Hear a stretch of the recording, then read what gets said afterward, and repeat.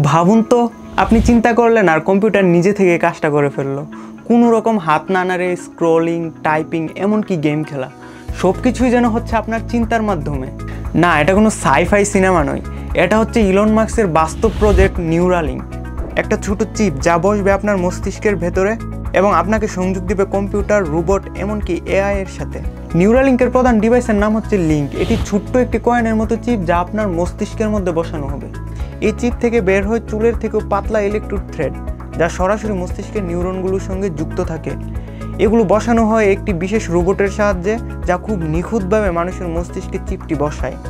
চিপটি বসানো হলে এটি ওয়্যারলেস সিগন্যাল পাঠায়, যার মাধ্যমে আপনার মস্তিষ্কের চিন্তাগুলো রিয়েল টাইমে কম্পিউটারে শো করে। 2021 সালে নিউরালিঙ্কে একটি বানরের মস্তিষ্কে স্থাপন করা হয়, আর সেই বানরটি শুধু চিন্তার মাধ্যমে গেম খেলতে পারছিল। 2024 সালে প্রথমবারের মতো নিউরালিঙ্ক মানব মস্তিষ্কে স্থাপন করা হয় এবং সেই ব্যক্তিটি শুধুমাত্র চিন্তার মাধ্যমে কম্পিউটারের কাজও নিয়ন্ত্রণ করতে পারছিল। আর এটি চিকিৎসা বিজ্ঞানে একটি যুগান্তকারী সাফল্য হিসেবে মনে করছে অনেক বিজ্ঞানীরা। আর এটি প্রথমবারের মতো মাইন্ড টু মেশিন সংযোগ।